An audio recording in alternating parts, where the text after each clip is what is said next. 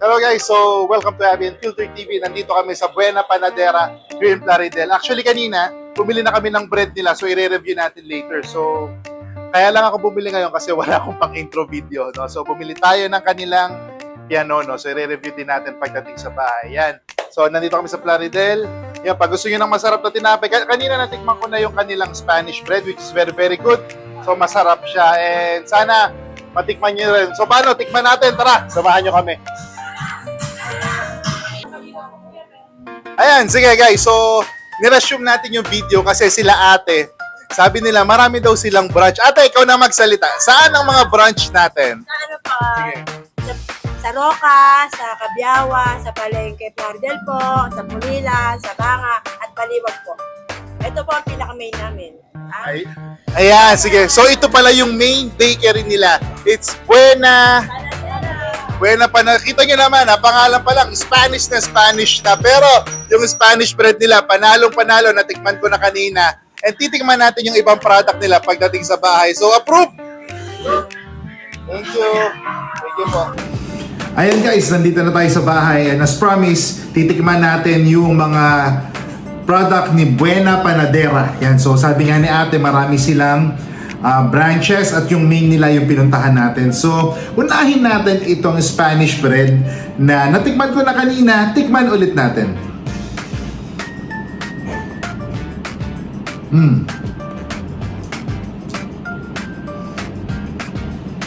Ano to? Wow! Well, yung lasa niya, the typical Spanish bread, yung feeling niya, naalala nyo, way back nung 90s, ganito yung mga Spanish bread, no? Hindi siya yung mga nauuso ngayon na pag in-order mo, lumalabas yung feeling, maraming sugar sa labas. This one is a classic Spanish bread, no? Yung feeling niya nasa loob, so walang lumalabas na sugar. So, madali siyang hawakan, hindi siya malagkit. And it's good. As I always say, hindi masyadong matamis. Yan, sige. So, ito yung pianono nila. So, I think this one is 20 pesos each. Malaki siya. Pero maybe you're wondering, bakit ganyan yung pianono nila? Di ba ang pianono that we know, yung bilog? So, ito parang inipit style. So, alam niyo naman sa Bulacan, isa sa sikat na product namin sa Bulacan is the inipit. So ito para siyang inipit. And tikman natin. Okay, so while you're holding it, alam mong malambot siya. Tikman natin. Okay. Wow. Okay. Meron pala akong ano to?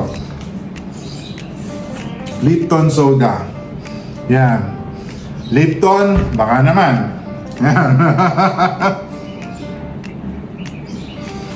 Okay, this one, kung kakainin mo siya na siya lang, medyo, I could say na mas maganda kung meron siyang kapartner na coffee, no?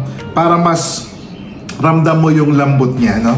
Tapos, I'm not sure kung ano yung nasa loob, pero masarap siya. It's a typical bread na parang mamon type, no? So, sa mga bata, pwede natin siyang kainin. And malambot. Siguro sa mga matatanda, di ba yung mga matatanda minsan, ayaw na nila nung matitigas sa tinapay. So, may mamon. Nakita nga pala kanina, nakasabay kong bumili. Ang dami ring mga oldies na bumibili sa kanila. So, malamang bata pa sila, dito na sila bumibili ng tinapay. Okay. Oh, eto, alam niyo ba to? Yan. Nung bata kami, this is just 1 peso each. Ngayon, magkano to? 6 pesos. So, ang tawag namin dito before is kabayan.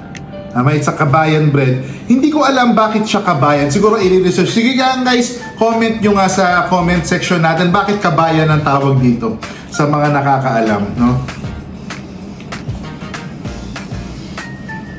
Okay. Okay, the nostalgic aroma of the parang toasty side ng kabayan nandun, no? Yung para bang after nyong mag-basketball sa ilalim ng mainit na araw. Syempre, araw mainit, no? Tapos iinom kayo ng cola, kasi isasabay nyo to. Ganon yung may imagine mong lasa niya. Oo. Okay. Kasi siya, kabayan. So, si Kaya tinanong, ano daw ba yung tinapay na to, kabayan, no? Ano daw, kabayan? Sabi namin, so in simple term, sa generation nila, muffin. So ito yung muffin nung panahon natin, di ba? Nung 80s, nung 90s. Okay. Ito naman. This is hopyang baboy, no? So, yan. Saan natin? Hopyang baboy. Okay. Kumain natin. Okay.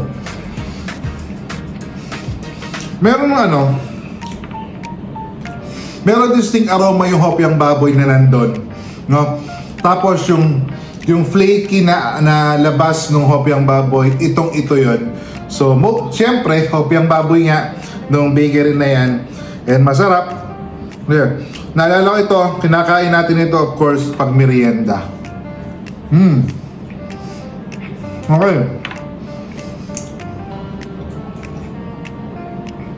Ayun guys, nireview lang natin yung product ng bakery. And ito actually, na mabibili natin ngayon sa iba't ibang local bakeries natin, no?